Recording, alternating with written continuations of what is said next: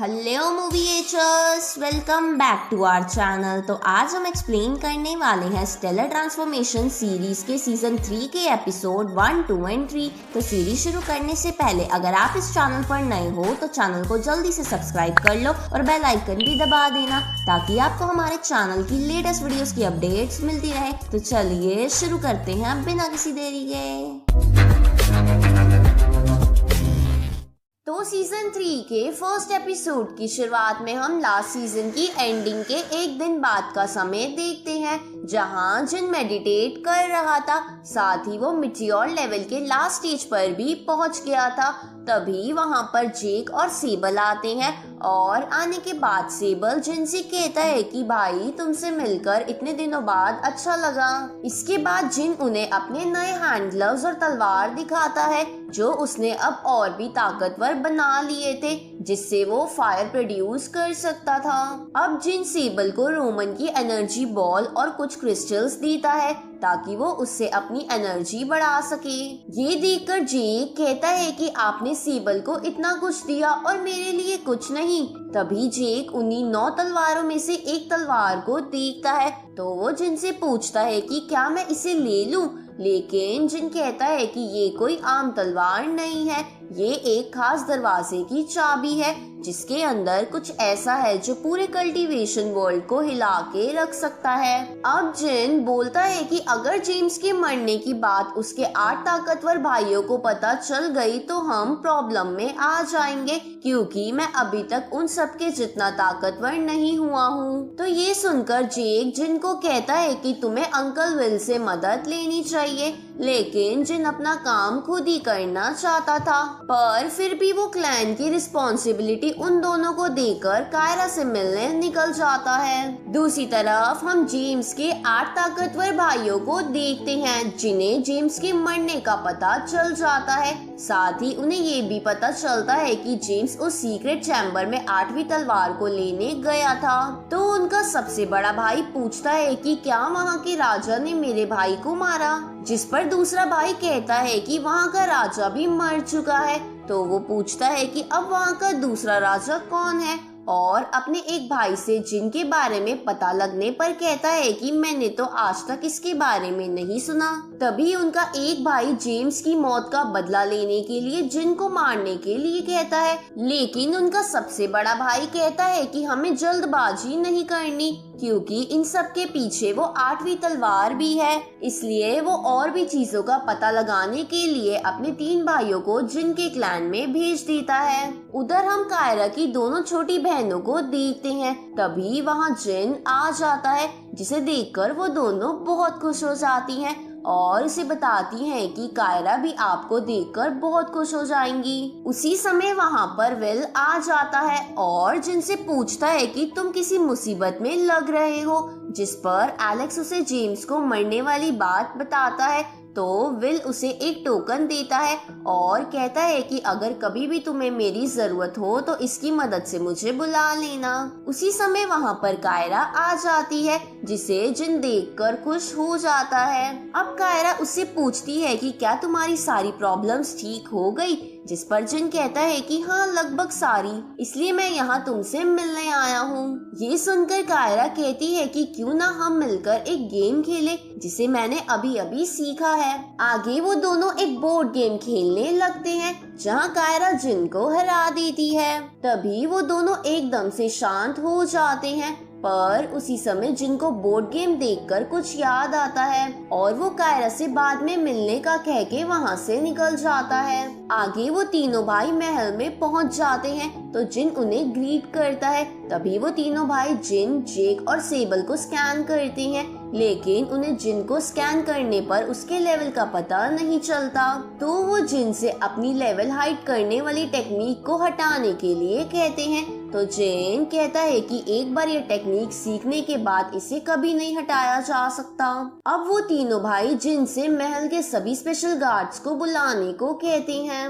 इसके बाद हम उन सबको तीनों भाइयों के सामने देखते हैं, जहाँ वो कहते हैं कि हमारे भाई जेम्स की मौत यहाँ हुई थी और सडनली तुमने अपने राजा को भी बदल लिया। ये सुनकर जिन कहता है कि हमारे राजा भी मारे गए और उनके बाद मैं सबसे ताकतवर था, इसलिए मैं राजा बन गया। तभी जोसेफ बोलता है कि हमारे पिछले राजा हमेशा एक सीक्रेट कमरे में ही रहते थे जहाँ जाना किसी को अलाउड नहीं था। साथ ही उनकी मौत भी वहीं पर हुई, इसलिए हमें उनकी मौत के बारे में कुछ नहीं पता। उसी समय जेन कहता है कि रोमन हमेशा किसी बॉक्स को खोलने की कोशिश करते रहते थे, पर हमें उस बॉक्स के बारे में कुछ नहीं पता। ये सुनकर वो कहते हैं कि तुम्हें नहीं पता, लेकिन बाकी गार्ड्स को तो पता होगा, और वो डेनवर से सच्चाई बताने को कहते हैं, लेकिन डेनवर को कुछ भी नहीं पता था, इसलिए वो भाई डेनवर को इंजर्ड कर देती हैं। तभी डेनवर जिन के बारे में बताने की कोशिश करने लगता है, पर तुरंत ही जोसेफ उसे चुपके से बेहोश कर देता है। इसके बाद वो भाई एक गार्ड को जान से मार देते हैं और सबको डराकर सच्चाई पूछते हैं, पर किसी के कुछ ना बोलने पर वो तीनों उन सबको मारने लगते हैं।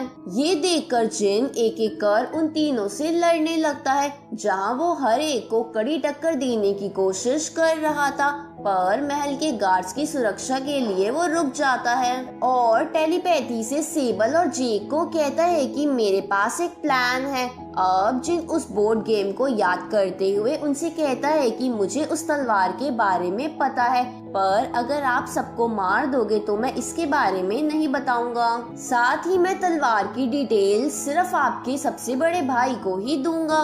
अब ये सुनकर वो तीनों जिन को बंदी बना लेते हैं और उसे अपनी जगह पर ले जाने लगते हैं, लेकिन जाने से पहले जिन टेलीपैथी के थ्रू जेक से कहता है कि तुम मेरी और तलवार की खबर सभी जगह फैला दो और समय आने पर तुम मुझे बचाने आ जाना। साथ ही वो सेबल को महल की रक्षा करने को कहता है और इसी के साथ ये एपिसोड यहीं खत्म होता है।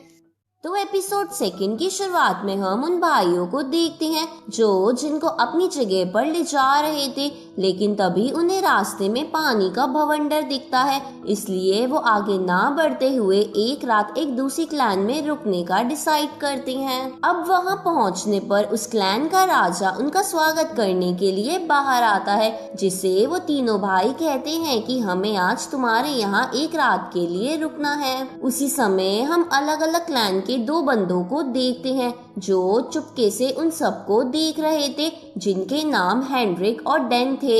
आगे वो सब एक कमरे में आते हैं जहां उनका एक भाई जिन पर नजर रखने के लिए रुकता है, जिसका नाम केविन था, और बाकी दोनों आराम करने चले जाते हैं। अब केविन जब जिन पर नजर रख रहा था तभी वहां डेन आकर केविन को जान से मार देता है, क्योंकि वो एक दूसरे क्लैन से आया था, जिसके राजा ने डेन को जिन को साथ लाने को कहा था।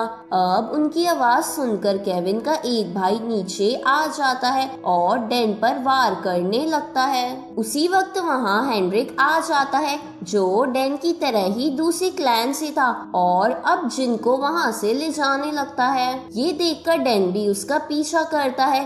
तभी केविन का तीसरा भाई उन दोनों पर अटैक करने लगता है, पर उनके हर बार बचने की वजह से वो अपनी बीस्ट फॉर्म यानी ड्रैगन में बदल जाता है। ये देखकर डेन और हेनरिक भी अपनी बीस्ट फॉर्म ड्रैगन और फ्रॉग में बदल जाते हैं। इसके बाद वो दोनों केविन के भाई से लड़ने लगते हैं, लेकिन वो चालाकी से जिन को लेकर वहाँ से भाग आता है और आकर सबसे पहले अपने भाई को एक हीलिंग टैबलेट देता है, क्योंकि वो बहुत ज्यादा इंजर्ड हो जाता है। दूसरी तरफ डेन अपने क्लैन के राजा के पास जाकर कहता है कि मैं जिन को नहीं ला पाया, जिस पर वो राजा उसे बताता है कि वो हेनरिक वाले क्लैन के राजा से मिलने जा रहा है। इस तरफ वो दोनों भाई जिन को अपनी जगह पर ले आते हैं और अपने सबसे बड़े भाई यानी पॉल को कहते हैं कि हमारे एक और भाई को डेन ने मार दिया। ये सुनकर उनमें से एक भाई जिनका गला पकड़ लेता है और कहता है कि ये सब इसकी वजह से हुआ है। साथ ही बाकी सब का भी यही मानना था। तो अब पॉल जिन से उस तलवार और जेम्स की डेथ का राज पूछता है, जिस पर जिन उन्हें एक झूठी कहानी सुनाता है कि मेरे मास्टर को दूर से ही सब बातों का पता चल जाता है और उन्होंने मुझे बताया था कि एक मिस्टीरियस मैन ने आकर रोमन और जेम्स को मार दिया और उस तलवार को अपने साथ ले गया। तो पॉल कहता है कि तुम्हें क्या हम बेवकूफ लग रहे हैं, जिस पर जिन कहता है कि अगर आपको यकीन नहीं हो रहा तो मत करो, पर यही सच है। ये सुनकर पॉल जिन को जेल में डलवा देता है और एक खास बंदे को वहाँ बुलाने के लिए कहता है जो डीमन की मेमोरीज देखकर झूठ और सच का पता लगा लेता था। आगे जब जिन जेल में बंद था तभी हम एक सिपाही को वहाँ देखते हैं। दूसरी तरफ वो सब भाई जिन के मास्टर के बारे में बात कर रहे थे कि वो कितना ताकतवर इंसान होगा जिसे दूर से ही सब बातों का पता चल जाता है। तभी उन्हें एक अर्थक्वेक महसूस होता है, इसलिए वो इसका राज पता करने के लिए जिन वाले कमरे की साइड जाते हैं, पर वो देखते हैं कि जिन उस महल के नीचे लगी चेन्स को तोड़ रहा था जिस पर वो महल टिका हुआ था ताकि वो उन ड्रैगन्स के खजाने को चुरा सके। ये देखकर उनमें से एक भाई जिनको रोकने चाहता है और बाकी महल को गिरने से रोकते हैं। इस तरफ जिन एक एक कर उन चेन्स को तोड़ रहा था।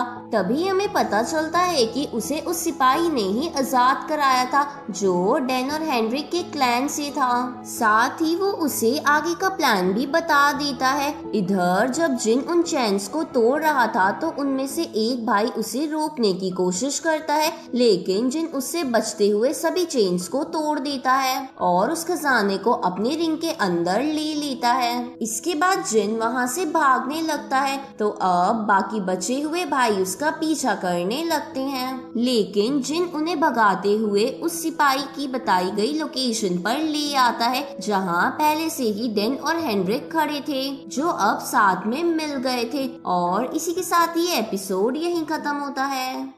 तो थर्ड एपिसोड की शुरुआत में हम उन सभी भाइयों को जिन, डैन और हेनरिक के सामने देखते हैं जहां पॉल डैन और हेनरिक से कहता है कि तुम दोनों इसे छोड़कर यहाँ से चले जाओ और मैं तुम्हारी जान बख्श दूंगा। तो हेनरिक कहता है कि जिन को तो हम ही लेकर जाएंगे क्योंकि हमारे राजा को भी उस तलवार की जानकारी लेनी है। ये सुनकर पॉल कहता है कि मैं तुम दोनों के राजा की रिस्पेक्ट करता हूँ, इसलिए तुम दोनों यहाँ से चले जाओ। तभी जिन जोर जोर से हंसने लगता है और कहता है कि मैंने ही तुम्हारे एक भाई को मारा है, लेकिन तुम सब इतने डरपोक हो कि इन दोनों से लड़कर मुझे अपने साथ तक नहीं ले जा सकते। ये सुनकर उन भाइयों को गुस्सा आ जाता है और वो जिन पर अटैक करने लगते हैं, लेकिन जिन और हेनरिक उसे बचा रहे थे। अब जिन भी उन सबको आपस में लड़वाकर खुद भी एक एक कर सबसे लड़ने लगता है। ये देखकर वो सभी भाई उस आइलैंड पर चारों तरफ बहुत ताकतवर प्रोटेक्टिंग शील्ड बना देते हैं ताकि जिन वहाँ से भाग ना सके,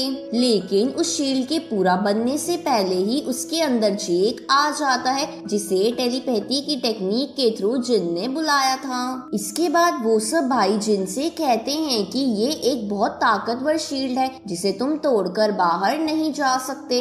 उसी वक्त जेक अपनी मैजिकल स्टिक की मदद से एक भाई को तुरंत जान से मार देता है जो पहले से इंजरी था और उसकी एनर्जी अपने पास रख लेता है। अब जेक कहता है कि ये शील्ड हटाओ नहीं तो तुम सब मरोगे। तो उनमें से एक भाई जेक पर हमला करता है पर जेक उसे भी तुरंत ही मार देता है। ये देखकर वो सब भाई गुस्सा हो जाते हैं और एक साथ जेक पर हमला करते हैं जिसे जेक बचने लगता है। उसी वक्त वहाँ पर एडन और जेफरी नाम के दो बंदे आते हैं जो डैन और हेनरिक के राजा थे और वहाँ आने के बाद वो दोनों को कहते हैं कि अब तुम यहाँ से जाओ, बाकी हम संभालेंगे। ये सुनकर पॉल कहता है कि आप दोनों यहाँ से चले जाओ और मैं भूल जाऊंगा कि मेरे भाई को आप लोगों ने मारा है। तो एडन कहता है कि अब तुम मुझे बताओगे कि क्या करना है जो खुद अपने भाइयों को नहीं बचा सका। तो पॉल का एक भाई एडन से कहता है कि हम तुम्हें नहीं छोड़ेंगे।